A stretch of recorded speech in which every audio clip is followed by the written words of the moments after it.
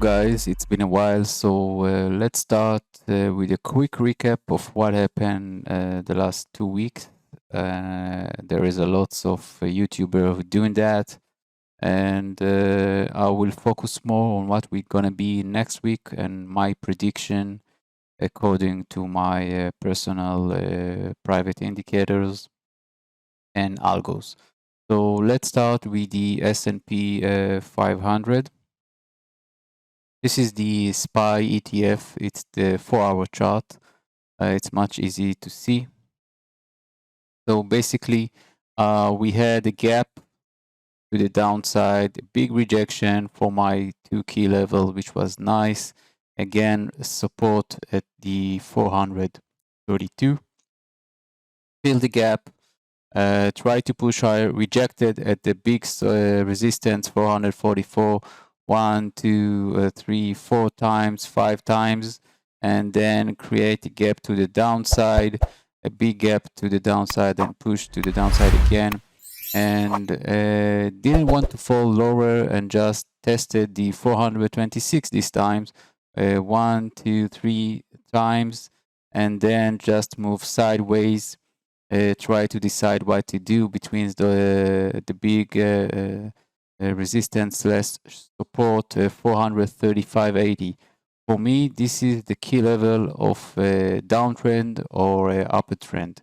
At the moment, when we see the price close below, I know we're gonna see a downtrend. It was a big push to the upside and then a big downtrend. So if you waited, I know that the price will close below, and I trade accordingly. I look for short in all this period. Sometimes I look for a long with MRNA. For example, took the bonds to the upside. It was a quick scalp, but mostly I look for short. So at the moment, what we gonna see here?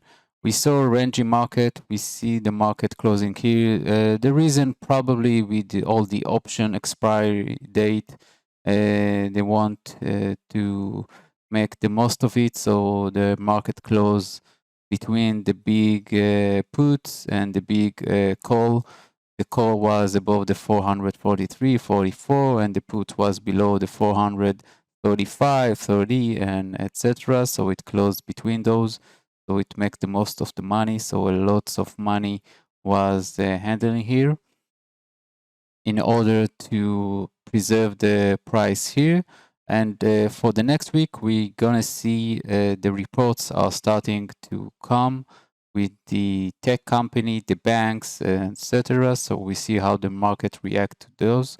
At the moment, the market, the indication of the market that it did a big move to the upside, which was a bullish sign, and now it's a reversal. So it's a small reversal, probably gonna test again the 435.80.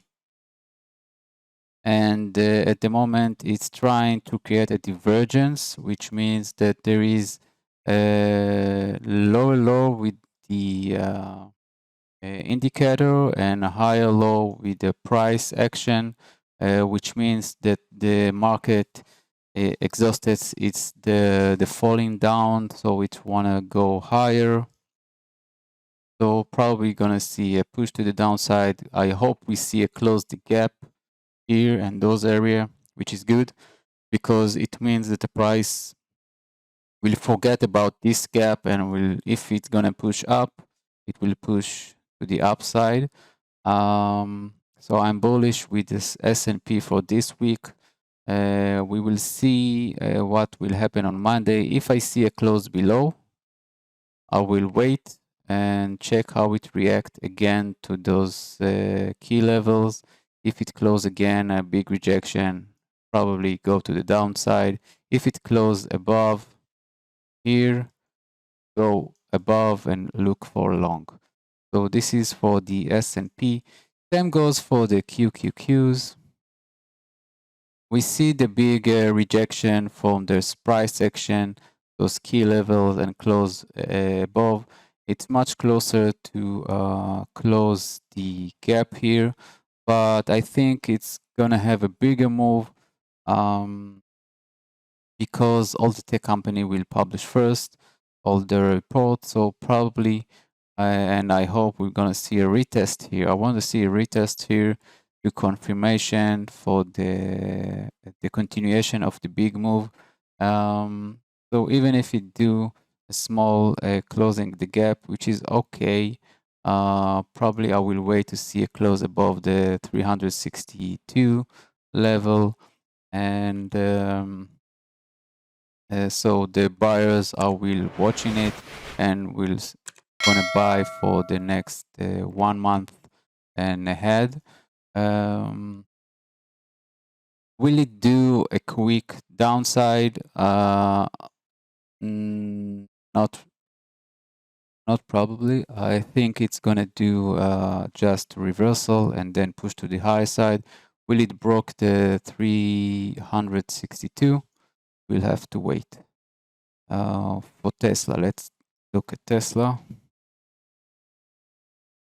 With Tesla, it did a nice break up the 767 and then was rangy.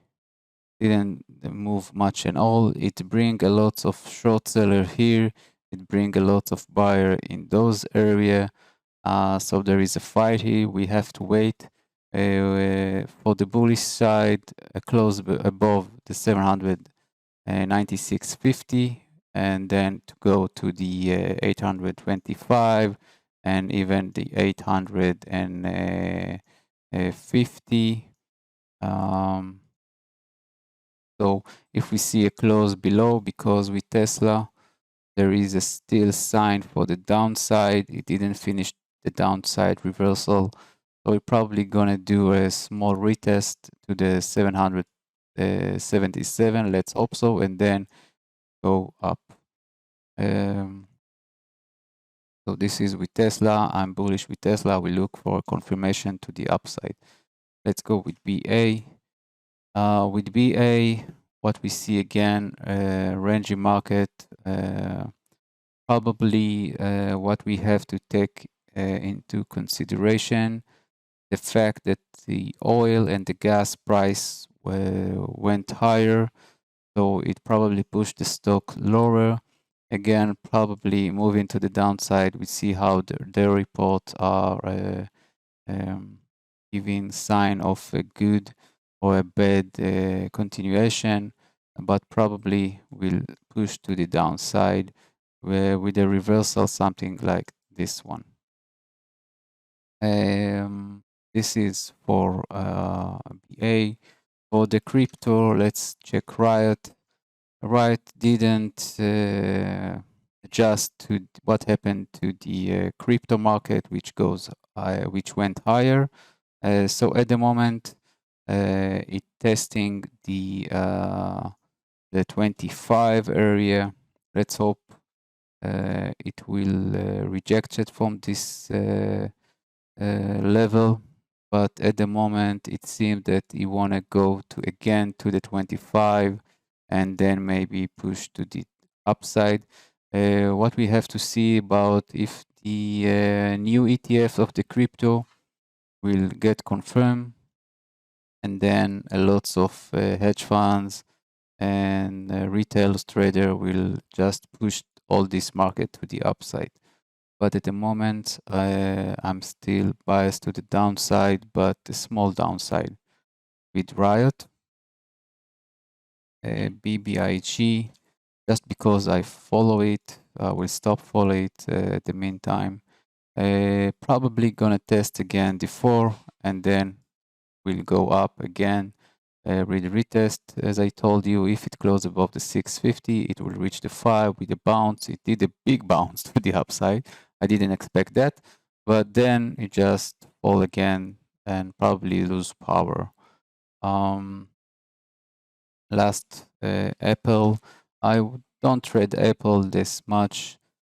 Just give me indication. Again, basically, most like the market, it did a divergence here to the upside, so probably close the gap and move to the upside. Nothing much. The upside move probably go to the 145.80, and then it will see what happened, if it's go to the downside or the upside. But for this week, those 2 days, we were going to see a little move to the downside and big move to the upside for a reversal. Let's hope it will continue. If not, and we see a close below the 141.60, it's confirming a continuation to the downside. So I try to do it very quick with basically try to predict the market move. You have all those key levels. So look, we see here a close below, so it's a confirmation. You see the rejection, another confirmation to the downside.